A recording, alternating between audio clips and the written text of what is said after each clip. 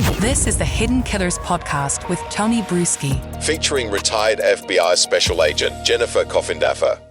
Conspiracy theories are always interesting. They're entertaining, to say the least.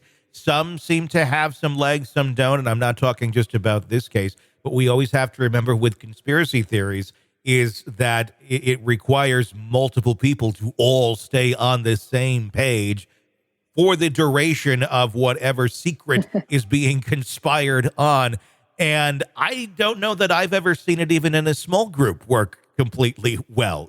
Granted, we're not talking about, a huge hundreds and hundreds of people, but we're talking about at least 5 to 10 that would all have to be in some sort of agreement, like in a movie of where, pinky swear. I don't think they pinky swear, but something of that nature where it's like, we're all going to say the same thing. We're all going to come up with a story. We're all going to stick with it for all this time. That does require quite an ask of people. And I don't know that we ever really truly see it. And that's usually what ends up debunking conspiracy theories. I'm not saying it's not appropriate to look at every angle, but that I think is something to remember. Human nature is what usually destroys them. Exactly. And when you look at this, I mean, you have an ATF agent who is still on the job. He's never been pulled off the job, sanctioned, a decorated Boston police officer that, in fact, led a huge fugitive task force and gang task forces. I mean, this guy isn't your average police officer. In fact, he was featured, I believe, on a television show about, the good work that Boston has done in those fields. So, and I got to tell you, Tony, the whole reason that this case for me, it started off just being one I was going to post one post about. And now, I find myself very thick into it. The whole reason is it's so upsetting for a victim's advocate. And I know you advocate for truth in victims as well. And all of those people in the house that have been, in my belief, falsely accused of murdering their friend and they've had their life absolutely turned upside down, not because they've been, charged with anything, but because of the community and the going to their children's lacrosse games, hanging outside of their businesses. They have absolutely ruined these individuals' life, stalking them, intimidating them. And so that's why I am so invested in this case, because that just can't happen.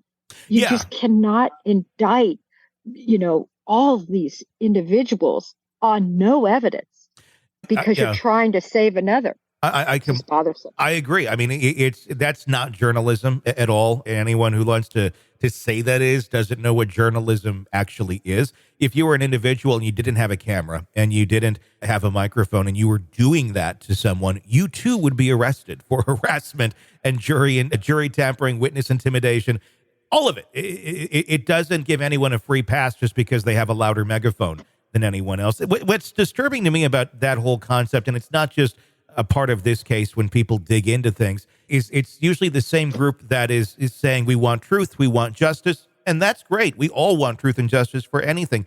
But it also sometimes ends up turning into the same group who doesn't want to hear anything beyond the narrative that they're going down, and don't just want to hear it, they want to vilify. They want to destroy anyone without that exact same narrative. And that's an extremely unhealthy way of living, or any sort of mindset to go through life in.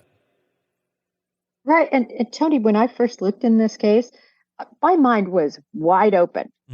Actually, the individuals that contacted me were on the side of Karen Reed being innocent. Sure. Or thinking, oh, she might be innocent. Jennifer, I think this is a conspiracy.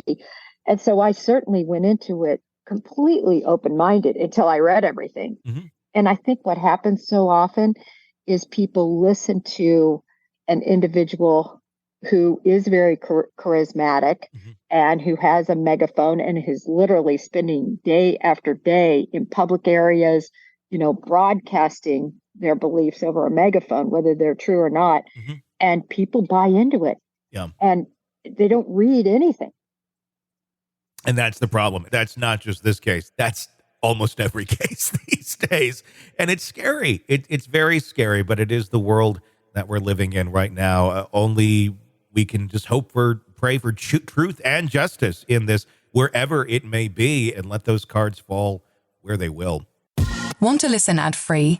Want advanced access to all of our interviews before anyone else? Become a True Crime Today Premium Plus subscriber on Apple Podcasts. You get every episode commercial-free, so you can binge on true crime until you can binge no more. Search True Crime Today Premium Plus on Apple Podcasts now, or go to our podcast page and sign up now. More of the Hidden Killers podcast next.